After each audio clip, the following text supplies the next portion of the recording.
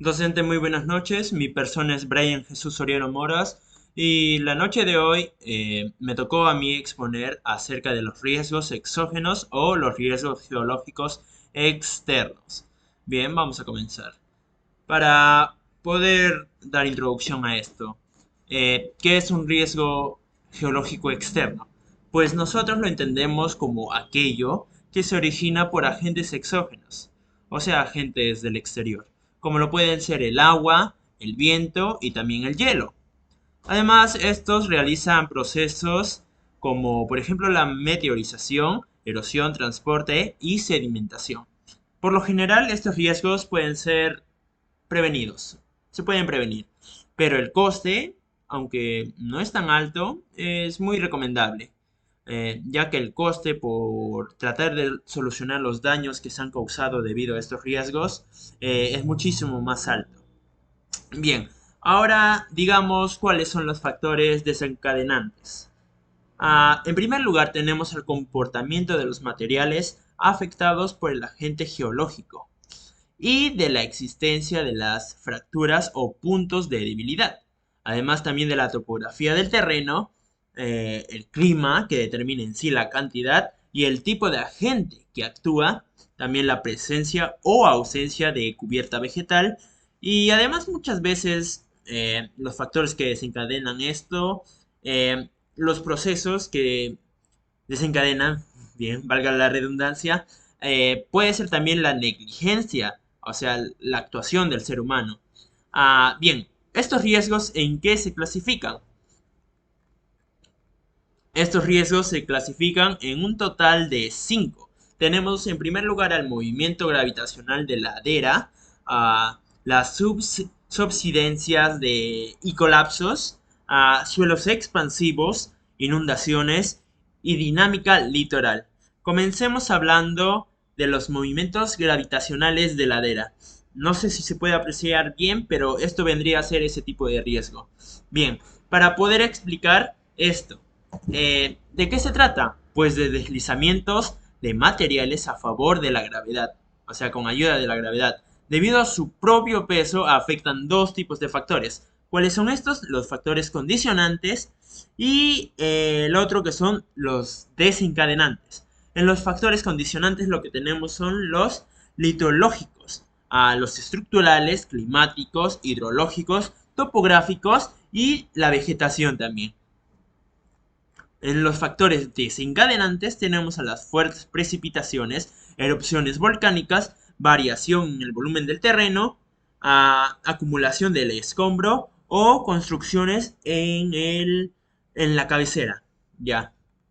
Además también de retirar materiales de pie de un talud, crear talud artificial incluso, asfaltar el terreno, lo que estanca las aguas en sí, y el encharcamiento por exceso de riego.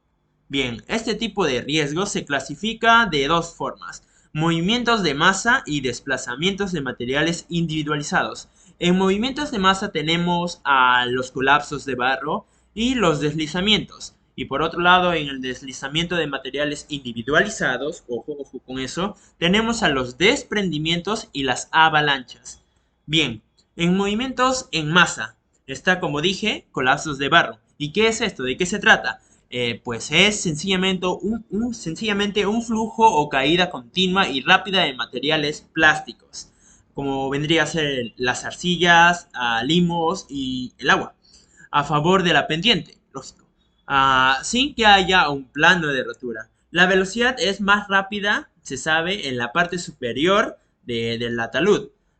Y las causas que tiene son las lluvias torrenciales, la ares, licuefacción sísmica, entre otros. Ahora hablando de los deslizamientos, como las rotacionales, los cuales son movimientos de rocas o del suelo a ladera, abajo sobre una superficie de rotura o de despegue, y la velocidad de la masa que se mueve hacia abajo es igual en todos los puntos. Ahora sí, deslizamientos de materiales individualizados. Como mencioné con anterioridad, tenemos a los desprendimientos y a las avalanchas. Definamos los desprendimientos. Denominados así por la caída brusca y aislada de fragmentos rocosos de un talud, y suelen ser muy aparatosos y vistosos, siendo a su vez de tres tipos: de caída libre, de vuelco y de rodadura. Las tres están sí o sí favorecidas por la pendiente, el tipo de roca y la presencia significativa de discontinuidades, perdón, y fracturas como fallas y diaclasas. Ahora bien, también tenemos a las avalanchas. ¿Y qué es una avalancha? O también llamado alud, como quieren llamarlo. No tiene tanta relevancia. Bien, es un desprendimiento violento, eso sí, y estrepitoso de una masa o capa de nieve que se produce de forma repentina, perdón. Puede llevar incorporado sustrato y materiales tanto del suelo firme como de la vegetación de la ladera afectada. Y bien, por lo general se producen siempre a consecuencia de algún factor desencadenante, entre los que podemos destacar sí o sí la orografía, viento, lluvia, cambios de temperatura, estado de nieve, la forma y rugosidad del terreno, la vegetación existente y por último el propio ser humano. Ajá. Ahora, el otro tipo de riesgo que ya hemos mencionado solamente es las subsidencias y los colapsos. ¿De qué tratan estas? Pues las subsidencias y los colapsos son estos de acá. ¿Y qué son? Son hundimientos del terreno originados tanto por causas naturales como inducidas por la actividad humana. Bien, ahora las subsidencias, ¿qué son?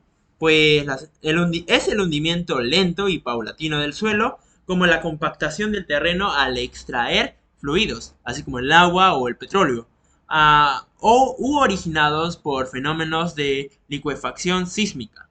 Las subsidencias pueden afectar a todo tipo de terreno, principalmente en materiales detríticos, finos, porosos, y están causadas por la extracción de fluidos del subsuelo, como por ejemplo la extracción del agua que hace descender el nivel freático y la extracción del petróleo mediante bombeo en pozos. Bien, ahora hablando sobre los colapsos, estos vendrían a ser derrumbamientos bruscos en vertical del terreno, como el hundimiento de una cueva, por ejemplo, resultante de la disolución de calizas o yesos, o también de una galería minera. Bien, el otro tipo de riesgo que podemos encontrar son los suelos expansivos. ¿De qué tratan estos? Pues los suelos expansivos, perdón, vendrían a ser estos de aquí. Los suelos expansivos son suelos de naturaleza arcillosa, capaces de experimentar grandes cambios de volumen cuando cambia su contenido de humedad. O sea que gracias con el agua su volumen puede aumentar o puede disminuir.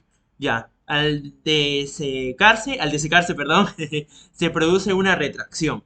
Mientras cuando toman agua se produce un proceso de hinchamiento, como lo acabo de mencionar.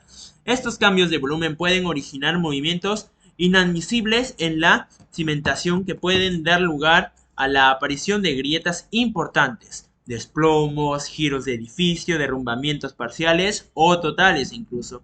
Los daños más frecuentes se deben a asientos diferenciales y consisten en grietas a 45 grados en los muros y en deformación del marco de puertas y ventanas.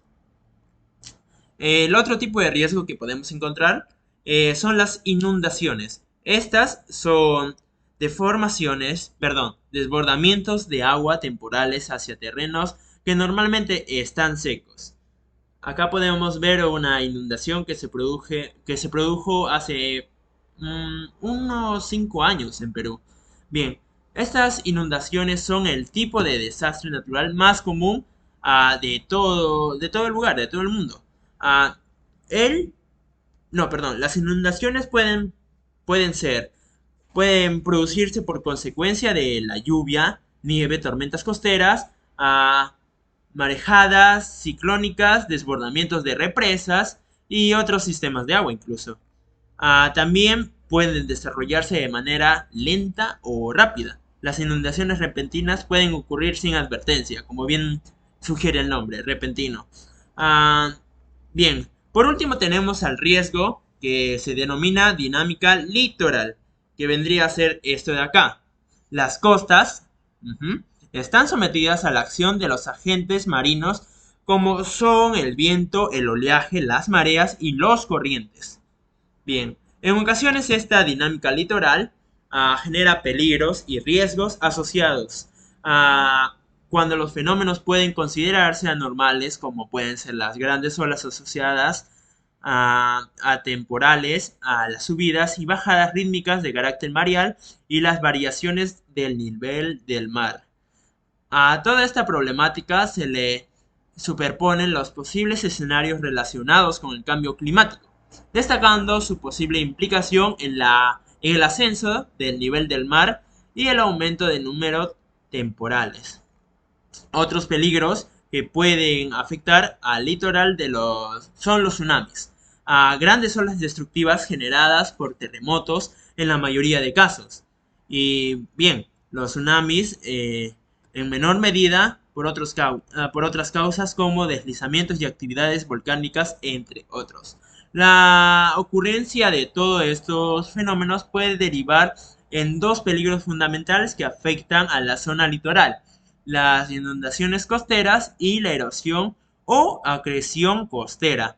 Las características geológicas y geomorfológicas de la costa condicionarán la incidencia de los procesos en la zona litoral. Cada tipo de costa tendrá una posible respuesta ante los factores desencadenantes. Por otra parte, la actual concentración de la población y de actividades en las áreas litorales produce un incremento en la incidencia de los peligros asociados a la dinámica litoral.